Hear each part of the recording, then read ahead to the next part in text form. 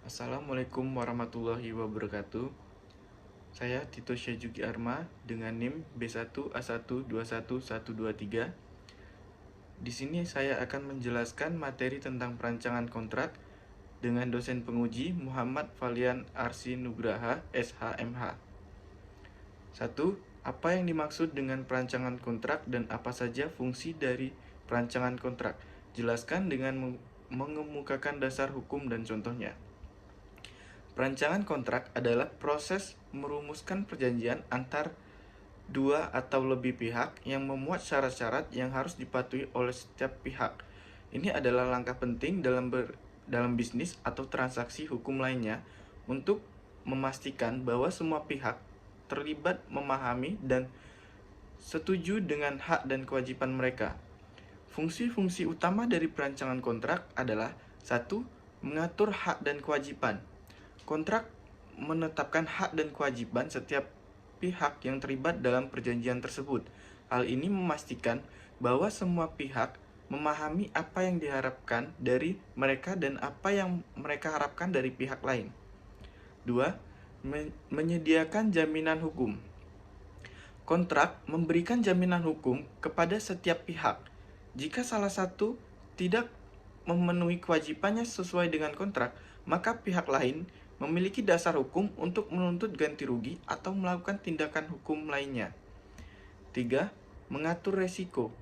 Kontrak juga dapat digunakan untuk mengatur resiko antar pihak-pihak yang terlibat. Ini dapat mencakup ketentuan mengenai tanggung jawab atas kerugian, pembagian laba, dan lain sebagainya. 4.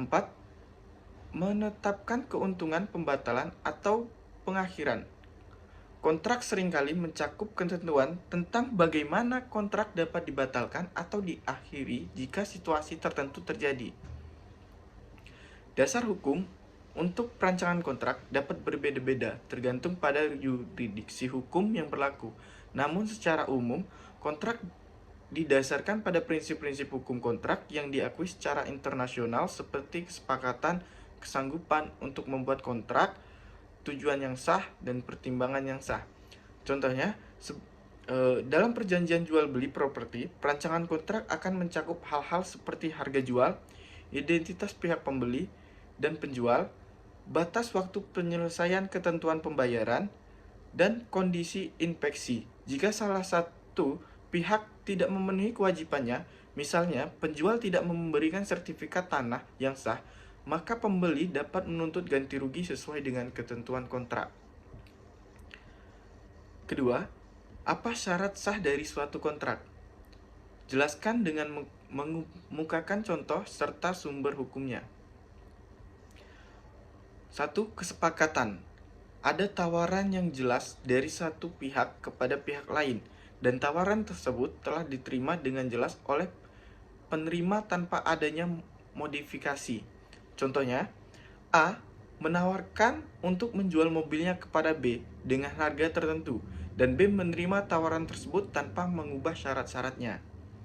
Yang kedua, kesesuaian subjek. Pihak-pihak yang terlibat dalam kontrak harus memiliki kapasitas hukum atau kapasitas mental yang cukup untuk membuat kontrak. Mereka harus dewasa berdasarkan undang-undang, tidak dinyatakan tidak waras oleh hukum, dan tidak dilarang untuk membuat kontrak. Contohnya, seorang anak di bawah umur tidak dianggap memiliki kapasitas hukum yang cukup untuk membuat kontrak. Ketiga, tujuan yang legal. Kontrak harus memiliki tujuan yang sah dan tidak bertentangan dengan hukum atau kebijakan publik. Contohnya, kontrak untuk menyewakan ruangan untuk sebuah acara yang sah secara hukum. Keempat, pertimbangan yang sah. Ada pertukaran yang sah atau imbalan yang diberikan oleh setiap pihak dalam kontrak. Ini bisa berupa uang, barang, jasa, atau imbalan lainnya. Contohnya, dalam kontrak penjualan, pembeli memberikan uang kepada penjual sebagai pertimbangan untuk mendapatkan barang atau jasa yang ditawarkan. 5. Keabsahan bentuk. Beberapa jenis kontrak mungkin memerlukan bentuk tertentu untuk sah secara hukum, seperti harus ditulis atau disaksikan oleh notaris. Namun, tidak semua kontrak memerlukan formalitas tertentu untuk sah. Contohnya, perjanjian tertulis. Untuk penjualan tanah mungkin memerlukan tanda tangan dari kedua belah pihak dan saksi. Di Indonesia, syarat-syarat sah suatu kontrak itu diatur dalam KUH Perdata, Kitab Undang-Undang Hukum Perdata, dan juga dapat diperinci dalam undang-undang atau peraturan lain yang terkait dengan jenis kontrak tertentu. Nomor 3, apa saja unsur dari akta? Jelaskan dengan mengemukakan sumber hukum dan contohnya. Beberapa unsur umum dari sebuah akta, yang pertama itu adalah judul. Akta biasanya memiliki judul yang menjelaskan tentang apa yang diatur atau dilakukan dalam akta tersebut. Judul ini membantu dalam mengidentifikasi dan merujuk pada akta tersebut. 2. Identitas para pihak. Akta biasanya mencantumkan identitas lengkap dari semua pihak yang terlibat dalam akta tersebut. Ini termasuk nama, alamat, nomor identifikasi, atau informasi lain yang diperlukan untuk mengidentifikasi pihak-pihak tersebut. 3. Pernyataan pihak-pihak. Akta berisi pernyataan atau deklarasi dari setiap pihak yang menegaskan niat mereka untuk terlibat dalam transaksi atau perjanjian yang diatur oleh akta tersebut. Keempat, uraian perjanjian atau transaksi. Akta memberikan uraian atau deskripsi tentang perjanjian atau transaksi yang dilakukan oleh para pihak. Ini termasuk detail tentang hak dan kewajiban masing-masing pihak, serta semua syarat dan ketentuan yang disepakati. 5. Tanggal dan tempat pembuatan akta. Akta mencantumkan tanggal dan tempat di mana akta tersebut dibuat atau ditandatangani. Ini penting untuk menetapkan waktu dan tempat di mana akta tersebut berlaku. 6. Tanda tangan para pihak. Akta harus ditandatangani oleh semua pihak yang terlibat dalam transaksi atau perjanjian yang diatur oleh akta tersebut. Tanda tangan ini menunjukkan persetujuan dan kesepakatan pihak-pihak yang terlibat. 7. Saksi atau notaris. Beberapa jenis akta mungkin memerlukan kehadiran saksi atau notaris yang akan menyaksikan atau mengesahkan pembuatan akta tersebut. Kehadiran mereka dapat memberikan keabsahan tambahan pada akta tersebut. Sumber hukum untuk unsur-unsur dari sebuah akta dapat berbeda-beda tergantung pada yuridis hukumnya. Namun, secara umum aturan dan persyaratan mengenai pembuatan dan isi akta dapat ditentukan dalam kode sipil atau kode dagang setempat, serta diatur oleh peraturan yang relevan dengan jenis transaksi atau perjanjian yang diatur oleh akta tersebut. Contohnya, sebuah akta jual beli properti akan mencantumkan identitas lengkap dari penjual dan pembeli, deskripsi properti yang dijual, harga jual, metode pembayaran, serta tanggal dan tempat pembuatan akta. Akta ini akan ditandatangani oleh penjual, pembeli, dan mungkin juga oleh notaris atau saksi yang hadir pada saat transaksi tersebut dilakukan. Unsur-unsur ini memberikan kejelasan dan keabsahan hukum pada transaksi jual beli properti tersebut. Nomor 4, sebutkan jenis-jenis akta dengan mengemukakan sumber hukum dan contohnya. Yang pertama, akta notaris.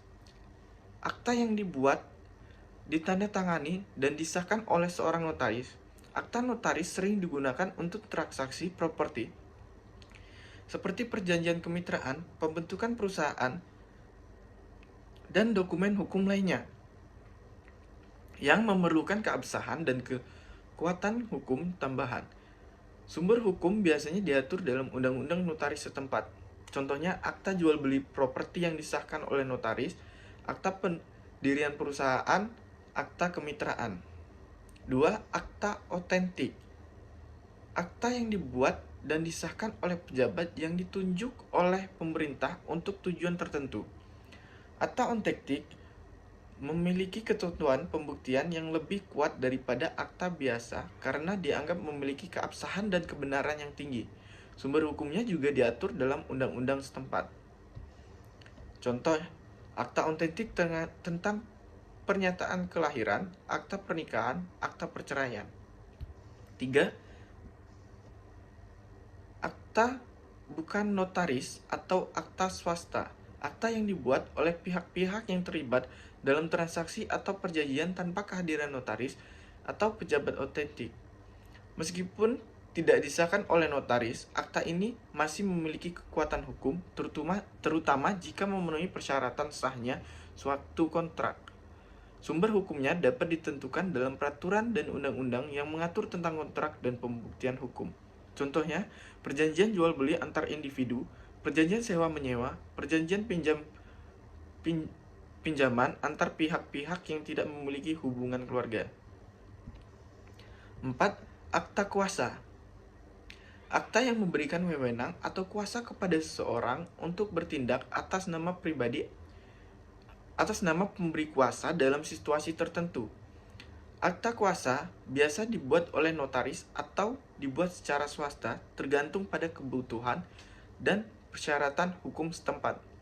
Contohnya, akta kuasa untuk menjual properti, akta kuasa untuk mengurus urusan keuangan, akta kuasa medis. Sumber hukum untuk jenis-jenis akta ini dapat bervariasi tergantung pada yurisdiksi hukumnya. Namun secara umum, prinsip-prinsip dan persyaratan untuk pembuatan akta dapat ditentukan dalam kode sipil atau kode dagang setempat, serta diatur oleh undang-undang yang relevan dengan jenis transaksi atau perjanjian yang diatur oleh akta tersebut.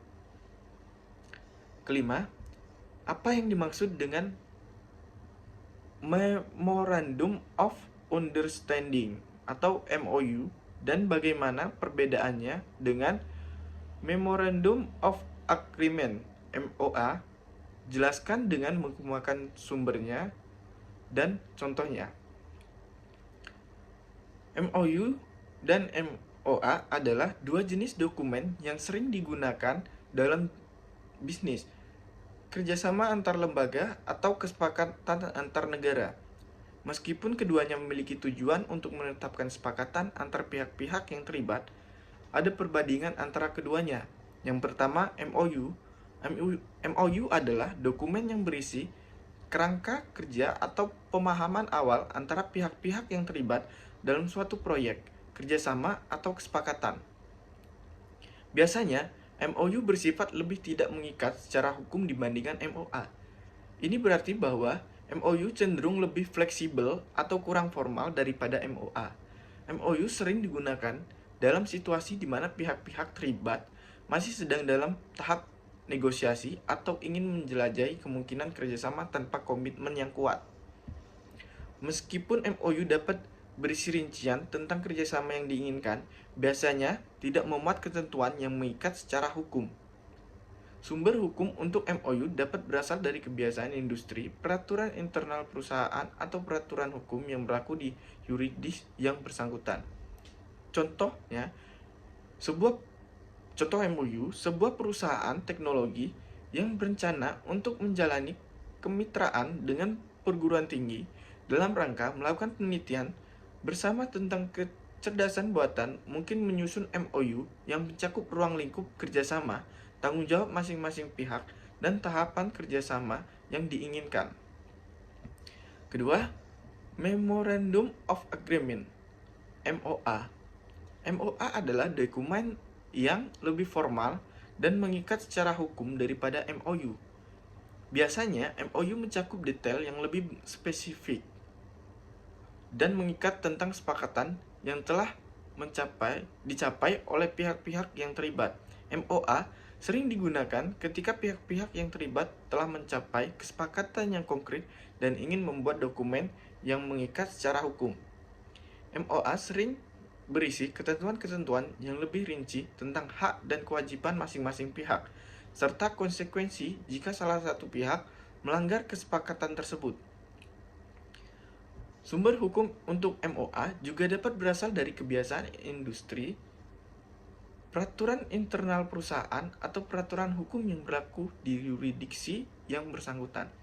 Contoh MOA, sebuah perusahaan teknologi yang telah menyelesaikan negosiasi dengan pemerintahan suatu negara untuk membangun infrastruktur digital mungkin menyusun MOA yang mencakup rincian tentang tanggung jawab masing-masing pihak, jadwal pelaksanaan proyek, kewajiban keuangan, dan mekanisme penyelesaian sengketa MOA. Ini akan memiliki kekuatan hukum yang mengikat dan dapat dilaksanakan di pengadilan jika terjadi perselisihan. Nomor 6. Jelaskan faktor-faktor yang dapat mempengaruhi tidak sahnya suatu kontrak sehingga kontrak tersebut dapat dibatalkan. Jelaskan dengan mengemukakan sumber hukum dan juga contohnya. Ada beberapa faktor yang dapat mempengaruhi tidak sahnya suatu kontrak, yang berarti bahwa kontrak tersebut dapat dibatalkan atau dianggap tidak berlaku. Yang pertama, kesalahan. Kesalahan mungkin terjadi jika salah satu pihak membuat kesalahan dalam pemahaman tentang isi atau implikasi kontrak, atau jika terjadi kesalahan dalam perhitungan deskripsi atau identifikasi subjek kontrak. Kedua, penipuan. Penipuan terjadi ketika salah satu pihak membuat pernyataan palsu atau menyesatkan yang mengarah pada pembentukan kontrak jika salah satu pihak merasa bahwa mereka diperdaya atau diberi informasi yang salah yang memengaruhi keputusan mereka untuk menandatangani kontrak. Kontrak tersebut dapat dinyatakan tidak sah. 3. Pengaruh eksternal yang tidak sah. Kontrak dapat dianggap tidak sah jika salah satu pihak diperintah atau dipaksa untuk menandatangani kontrak sebagai hasil dari tekanan yang tidak sah atau kekuatan yang tidak adil dari pihak lain, seperti kekuasaan atau otoritas yang salah.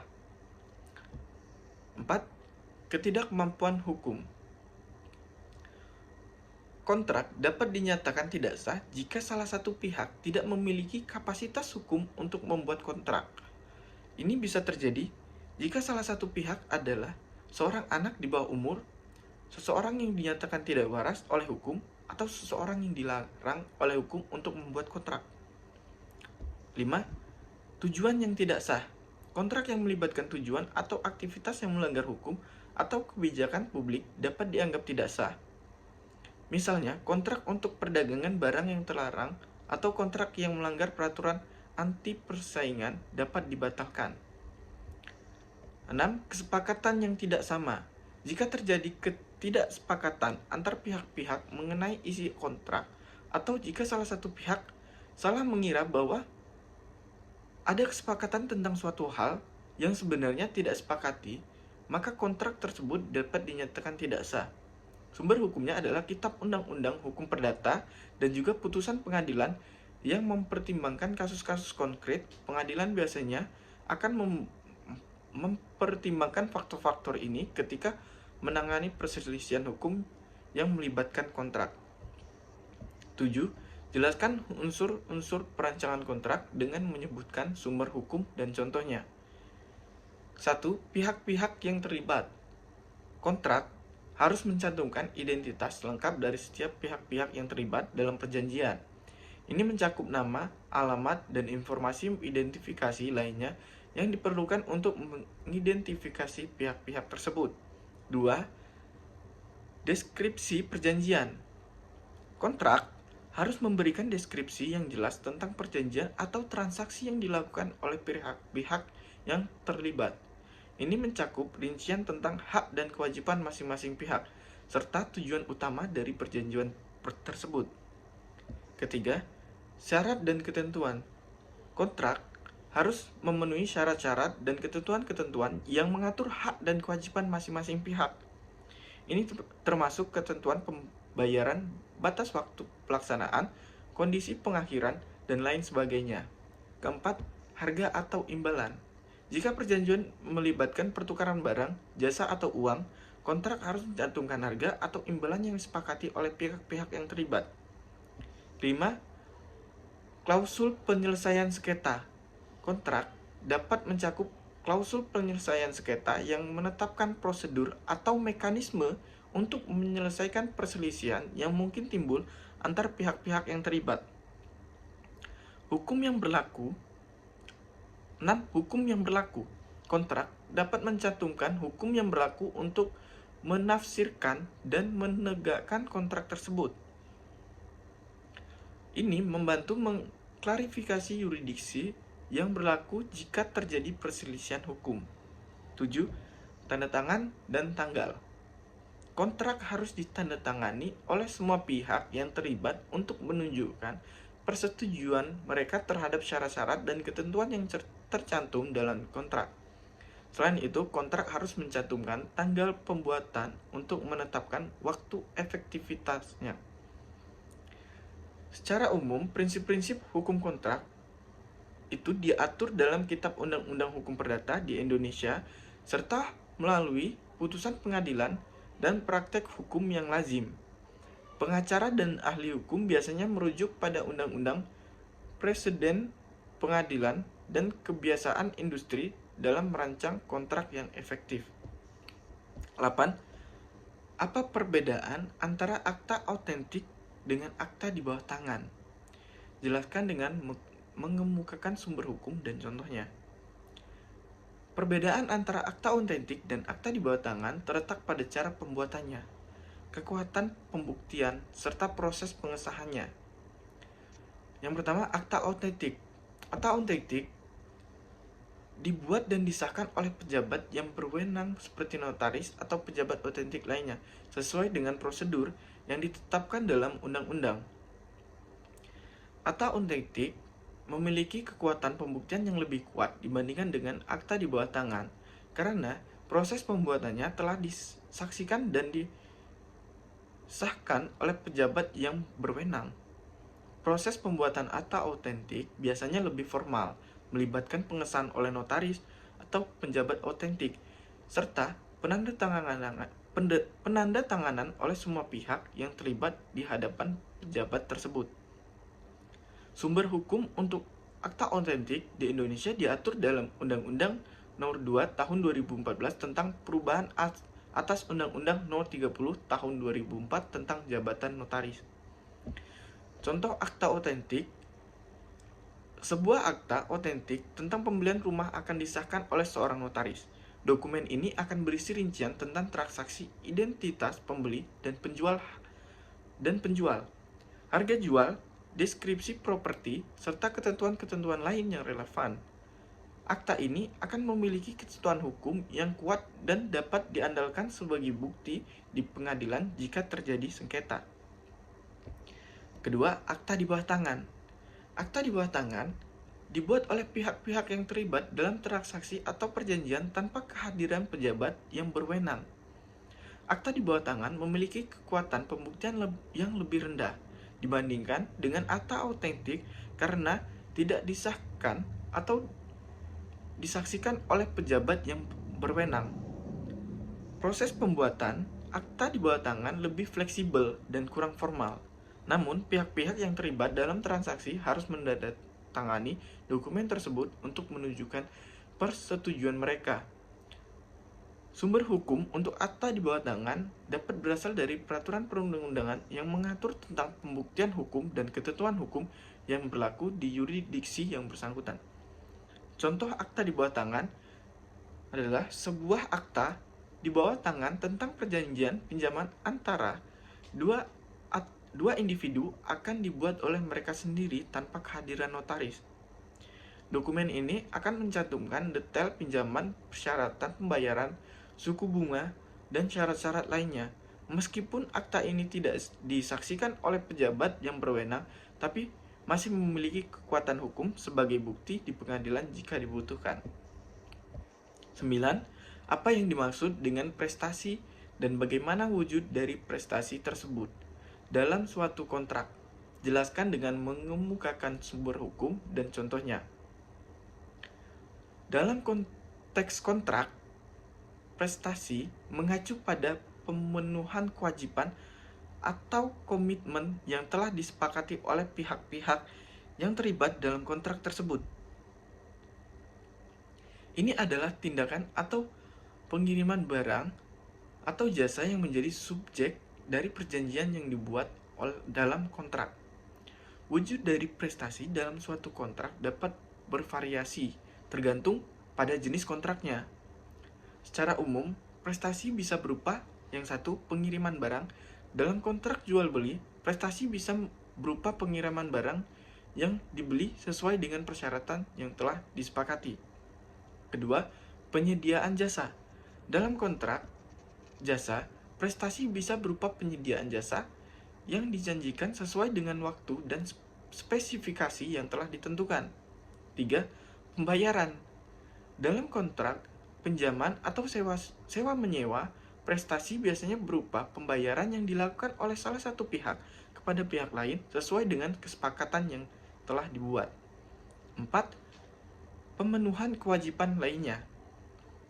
Prestasi dalam kontrak juga bisa berupa pemenuhan kewajiban lainnya, seperti pengiriman dokumen, penyelesaian pekerjaan, atau pemenuhan syarat-syarat lain yang telah disepakati. Sumber hukum untuk prestasi dalam kontrak itu diatur dalam Kitab Undang-Undang Hukum Perdata dan hukum kontrak lainnya. Contohnya, dalam kontrak penjualan mobil, jika penjual telah memberikan mobil yang dibeli kepada pembeli sesuai dengan spesifikasi yang telah disepakati dan pembeli telah membayar harga yang telah ditetapkan, maka kedua pihak telah memenuhi prestasi mereka sesuai dengan kontrak tersebut. Hal ini mengakibatkan kontrak tersebut telah dipenuhi dan tidak ada kewajiban lagi bagi kedua belah pihak. 10. Apa yang dimaksud dengan wan prestasi dan bagaimana perbedaan antara wan prestasi dengan perbuatan melawan hukum? Jelaskan dengan mengemukakan sumber hukum dan contohnya. Wan prestasi adalah kondisi di mana seorang debitur, pihak yang berutang, tidak memenuhi kewajiban sebagaimana yang telah disepakati dalam perjanjian dengan kreditur atau pihak yang berpiutang. Wan prestasi dapat berupa 1. Tidak melakukan apa yang disepakati.